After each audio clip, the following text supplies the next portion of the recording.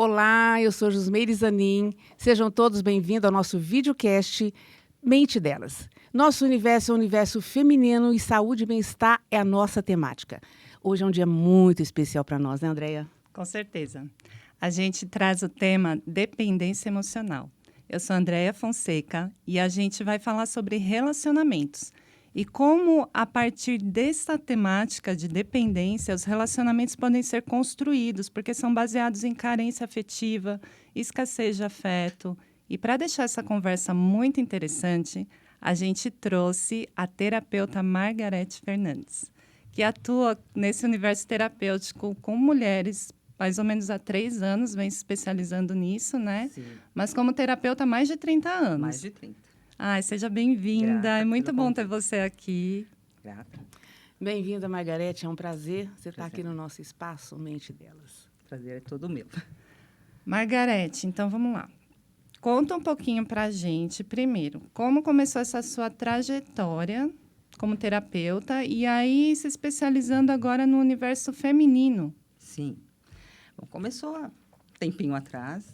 Eu sempre achei que o ser ele tinha uma dificuldade em pensar, em refletir. Aí fui estudar filosofia. Comecei pela filosofia. Depois fiz uma especialização em filosofia clínica, que também atende em consultório.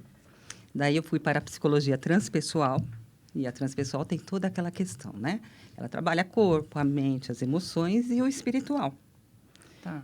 E dali, com esse lado mais espiritual e emocional, eu comecei a desenvolver um trabalho com mulheres. E claro que sempre quando você faz um curso, uma especialização, você se trata. E ali eu comecei a observar que eu também tinha as minhas questões de uma dependência emocional por carência, submissão e tudo mais. E a partir daí eu comecei a trabalhar com mulheres. Tá, e nesse universo do autoconhecimento, como é que você chegou até, ou melhor, como as mulheres que estão nessa mesma situação chegam até você? Como é que se identifica isso? Como é que se dá esse universo da dependência? Porque eu difícil. acredito que não seja fácil, né? Não, porque a pessoa, ela sentir, né, que ela é dependente, é meio complicado, porque o que acontece com mulheres? Elas acham que amam, né? E isso não é amor. É um desequilíbrio, né? A dependência emocional, ela é um desequilíbrio. Então, em conversas, em encontros, não é? Material que leem, e elas começam a procurar quando sentem o quê? O primeiro sinal é uma angústia, né? Aquele universo que elas estão vivendo não é o adequado, né? É como se elas sentissem falta, né? O apego, que é muito grande pelo outro, no caso do relacionamento afetivo, Sim. mas nunca se preenche, Uau. né? Porque o vazio é um vazio existencial, então Sim. ele está sempre presente. E aí começa, né?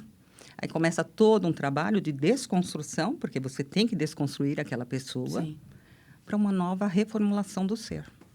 Não Sim. é fácil, não. imagino. E aí, quando você fala reformulação do ser, você atende homens, mulheres, todos... só para eu entender. Então, você falou que você chegou de um lugar que você estudou a filosofia, Sim, e daí, a partir da filosofia, te levou para a clínica, e hoje você atua nesse universo terapêutico. isso. E por conta disso, você vem se especializando com as mulheres e daí você percebeu essa questão da dependência, dessa bagunça nas emoções. Porque eu andei dando uma pesquisadinha também sobre o tema, que é algo que me fascina.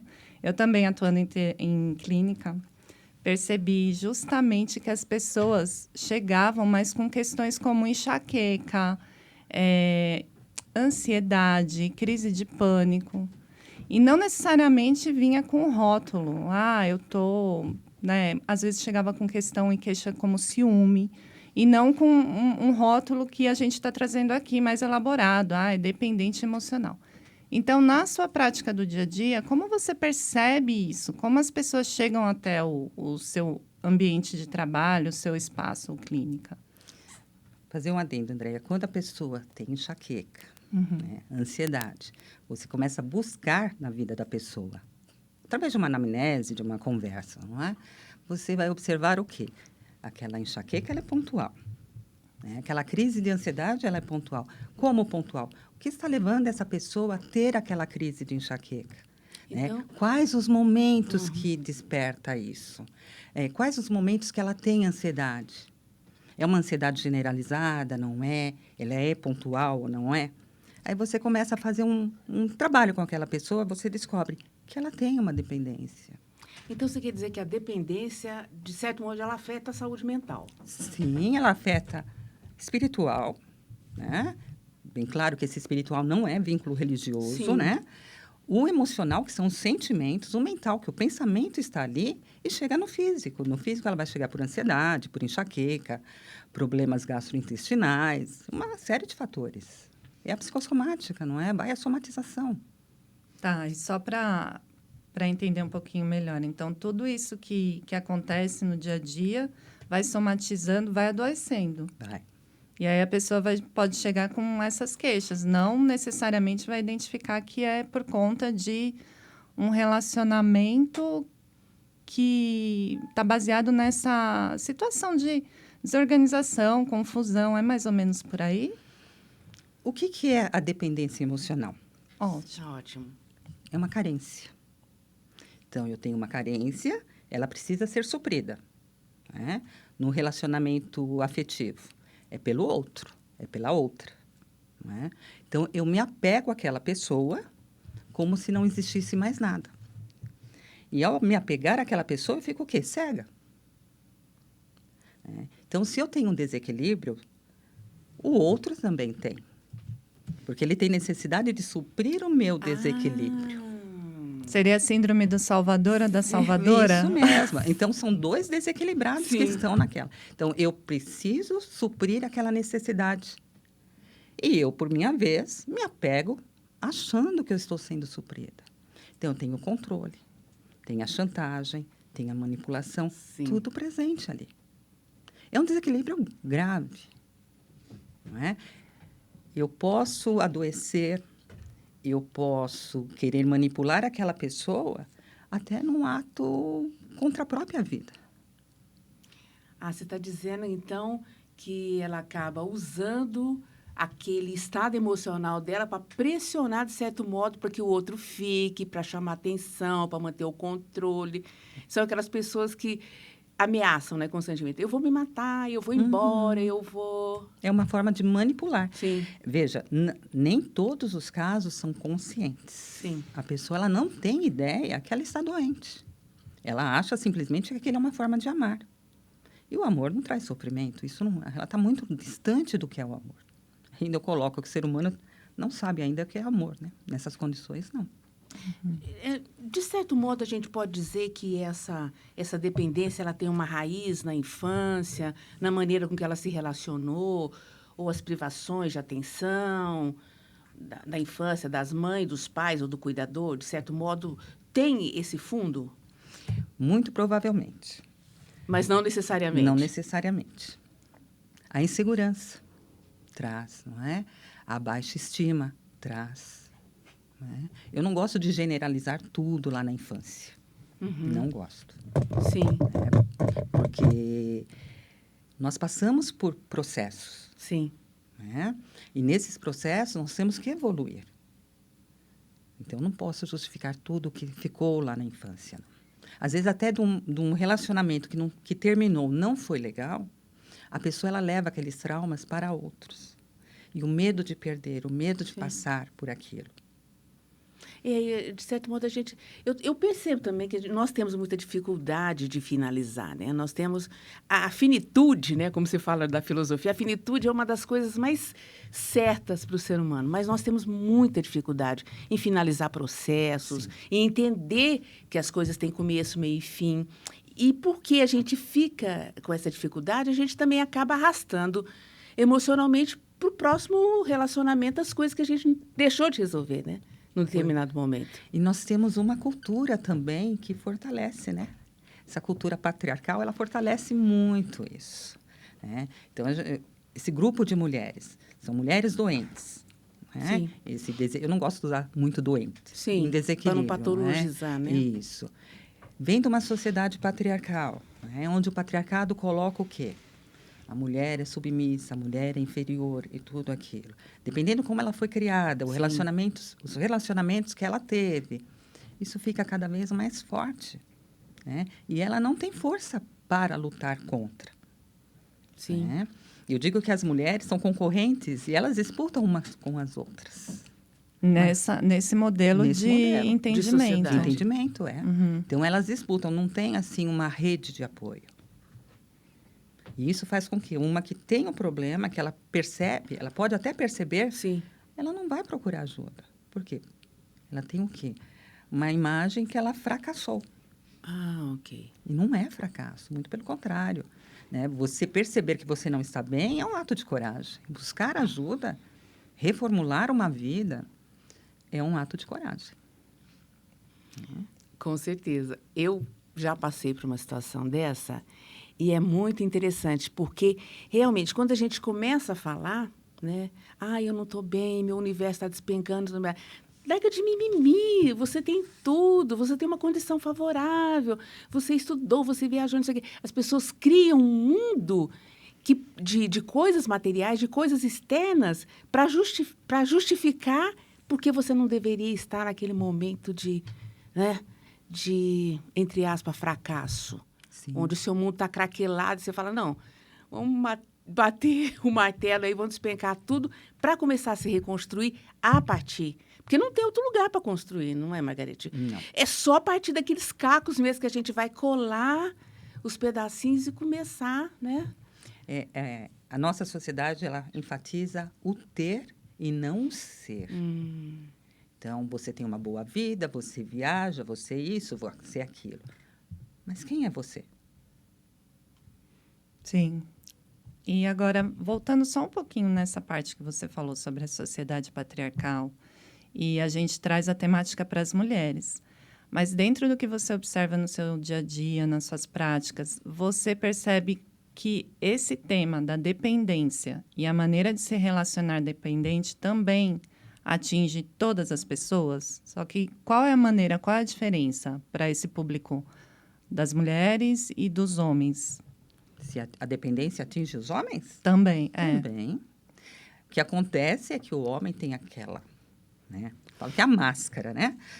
Não posso mostrar que sou frágil. Não posso mostrar que sofro, né? Mas, como eu disse, meu público em consultório, a maioria são homens, né? E eles têm a mesma fragilidade, veja, que as mulheres. São E seres humanos. eles chegam no consultório com queixas já pautadas mais em quê? Em relacionamentos ou questão de trabalho? Em relacionamentos. O ser não é fragmentado, né? Eu sempre falo, a gente não abre lá uma cômoda, tira a gavetinha, o marido, o namorado, o profissional. É um todo. É integral. É integral. Então, assim, um aspecto da vida que não está legal reflete em todos os aspectos, né? Mas os homens também passam por dependência emocional. Sim. Então, seria mais ou menos o que eu entendo. Talvez por dispositivos diferentes. Pelo que você está trazendo aqui, veja se é isso. Mulher porque aprendeu desde cedo que tem que ser a boazinha e mais submissa. Sim.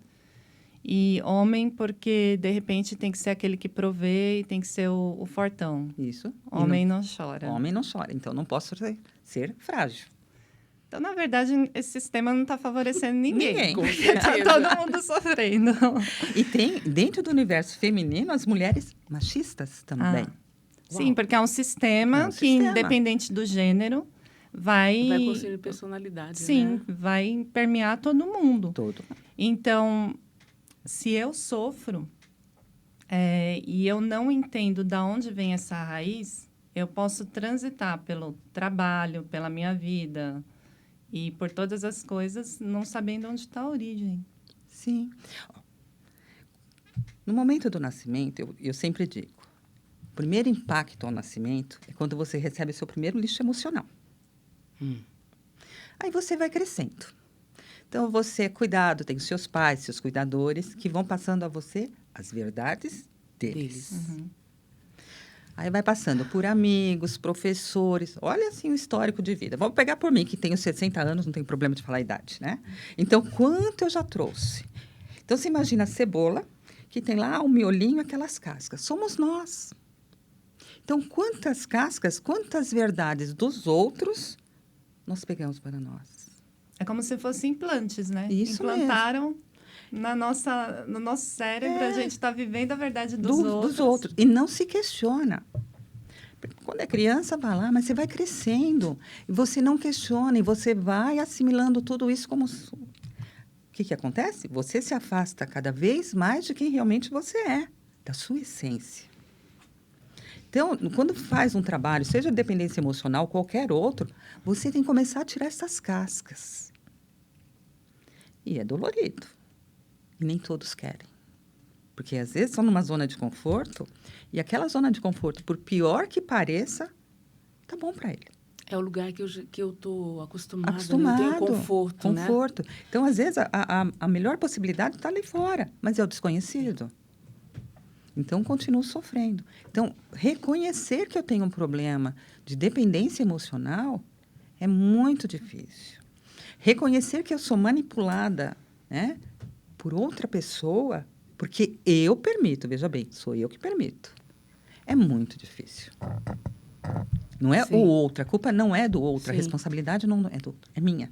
E eu estou permitindo porque eu não estou bem. Mas, Margarete, a gente não...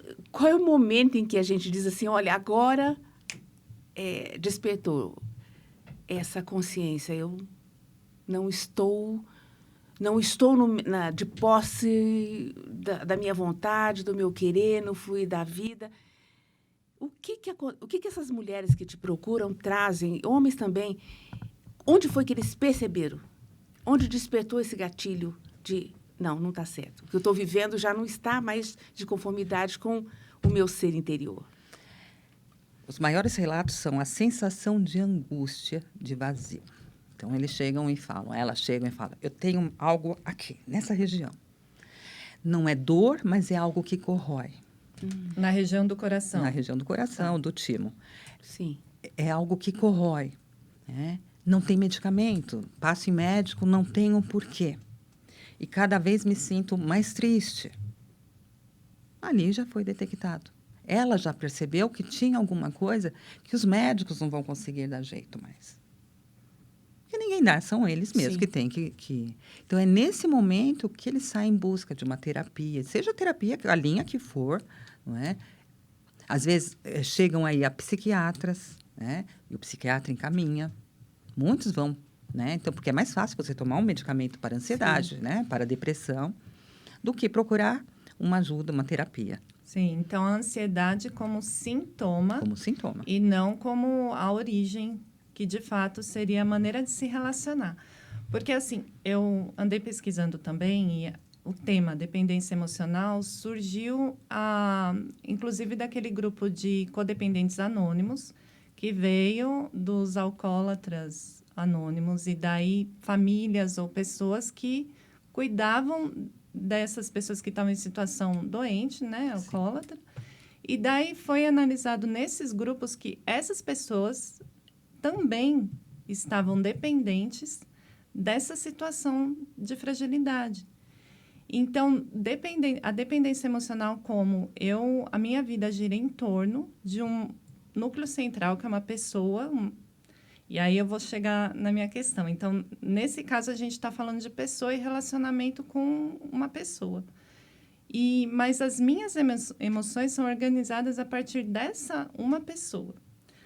Ok. E daí, agora conversando aqui, como a gente faz para ter essa mudança de mentalidade? Então, eu estou entendendo que a gente precisa ter muita coragem.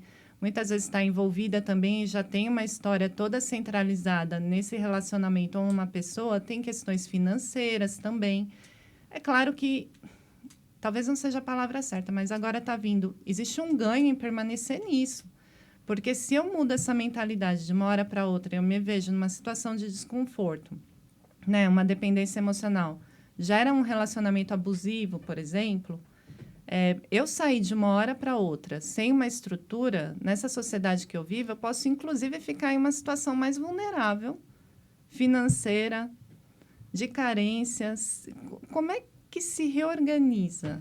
Por exemplo, numa situação que eu me encontrei, que tem essa grande angústia. E percebi que eu estou confusa, eu não estou mais conseguindo organizar minhas próprias emoções porque eu estou dependendo de uma outra pessoa para me validar, para, inclusive, suprir muitas vezes financeiramente. E aí, como é que se dá agora que você percebe esse ponto de virada, essa reorganização? Em primeiro lugar, uma pessoa, quando ela lhe procura, que ela tem esse sentimento de angústia, e você consegue, né, perceber e mostrar a ela que existe uma dependência emocional, não é aconselhável. Vamos colocar um casal, tá?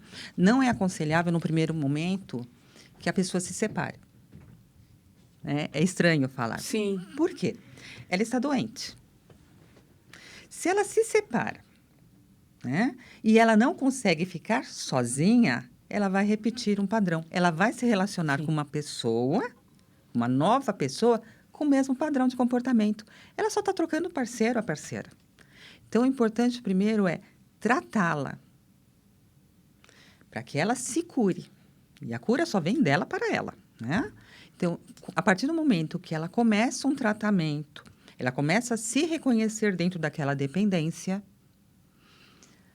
ela vai se reestruturando. Porque ela tem que ter forças, né? Porque não vai ser fácil, ela vai mudar uma vida. Conforme esse tratamento vai, essa mudança nela, essas outras situações vão mudando. Por quê? Eu estou doente, né? Eu sou dependente emocional, então eu tenho um parceiro. A partir do momento que eu começo a me curar, eu não forneço mais a ele o alimento que ele precisa. Ele também não vai ficar. Porque eu, então, forneceria... Se um é o dependente, E o outro? é o mais fragilizado, o outro é o salvador. Então, já que eu não estou mais nessa situação de fragilidade, não teria mais quem ele salvar. Isso, inclusive, aconteceu comigo. Foi onde eu cheguei. Eu comecei a estudar porque eu me vi numa situação, em um relacionamento assim. Eu casada e eu fui percebendo durante as terapias e todos os estudos que eu fazia que, na verdade, era essa falta de validação que eu tinha por mim mesma. Então, eu não acreditava que eu poderia fazer as coisas sozinha ou viver uma vida funcional com casa, trabalho, a partir de mim mesma. Eu sempre precisaria estar com alguém que iria me prover, emocionalmente, inclusive, porque eu poderia falhar. Isso ficou sustentando durante muitos anos. E aí vem uma outra questão. Dentro do que eu fui percebendo, eu entendi que isso não acontece somente com relacionamentos com pessoas, mas com todo o ambiente, por exemplo, com o trabalho. Sim.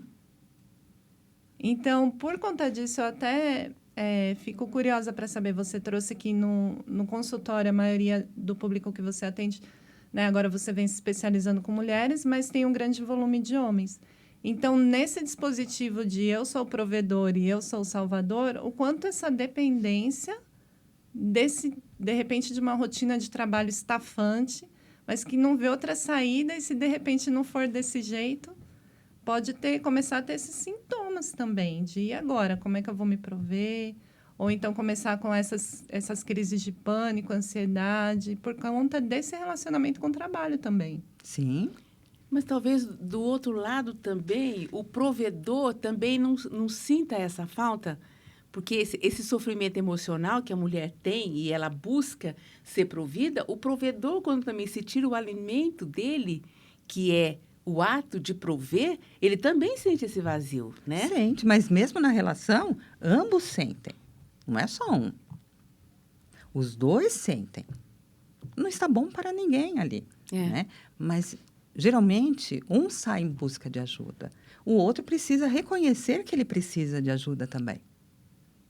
Existem casos da pessoa infartar. Por que ela infarta? De uma pressão que ela está colocando. Sim. Vamos lá colocar um homem que foi criado, ele acha que ele tem que ser o provedor. Ele enfrenta um problema no trabalho, acontece algo que ele não pode prover àquela família. Ele tem uma carga emocional muito grande. A companheira está num desequilíbrio, ela cobra. Uhum. O que acontece com esse ser? Ele não vai suportar. Sim. E aí rompe, porque é mantido pelos dois, Pelos né? dois. Porque essa sistemática de pensamento de um depender do outro, então também tem um modus operandi do parceiro e da parceira. Sim, E se um falha, o outro vai cobrar. vai cobrar. Também a gente percebe que há um adoecimento, né? Não só das relações. Margarete, eu particularmente passei por um adoecimento tão terrível que eu comecei a adoecer o meu entorno. E adoeceu tanto que os meus cachorros sentiram. Porque não é só o adoecimento da relação. Porque a gente começa a adoecer as pessoas com quem a gente relaciona, a gente começa a ter aquelas fixações de assunto. O nosso universo já não tem mais outros assuntos, outras perspectivas, porque a gente fica ali. Eu costumo chamar de região de limbo. É onde você mergulha e, sabe, só estando naquele momento assim de tomar posse mesmo daquele estágio de sofrimento. Você se integra totalmente para você dar um boom. Porque se a gente ficar nesse sobe, desce, a muita energia coisa, do né, Ju? limbo, a gente, sabe? Agora, até pegando essa deixa da Ju, como seria uma maneira, então, assim, uma dica, uma sugestão para as pessoas que se identificaram com alguma dessas falas que a gente colocou para se reorganizar? O que você sugere, assim? Caminho básico, autoconhecimento. Se ouvir, né? As pessoas têm medo de ficarem com elas mesmas. Tira um momento, se questiona, né? Se pergunte, essa vida, essa forma de viver, está adequada? Essas minhas sensações, qual o motivo? O que é que me falta? Ela consegue encontrar a resposta. Sim. Através desse silêncio. Desse silêncio. Silêncio é o caminho do coração. Já estou aqui colocando a mãozinha no meu e perguntando como é que nós podemos ter uma vida mais orgástica, coração. Como pode ser melhor tudo isso, né? Com certeza. Gente, eu poderia ficar aqui horas falando. Muito mais, porque esse é um tema que é muito interessante. Sim, bem A interessante. gente só pincelou aqui, só que precisamos finalizar. Pois é, gente, essa mulher é uma Já potência, passou? né, Andréia? Já passou, que pena, gente. Chegamos ao fim. Pois é, e eu sei que você tem aí na sua caixinha de Pandora um monte de ferramentas maravilhosas, né? É segredo. Mas agora vamos aproveitar, se você quiser Exatamente. deixar como as pessoas te encontram lá no seu Instagram. Tá. Deixa eu me lembrar, é @margaretefernandes.terapeuta. E semente delas, um universo cheio de novidades e perspectivas. Obrigada. A gente se vê na próxima, né, Andréia? Gratidão, Margarete. Obrigada. Super feliz de você estar aqui.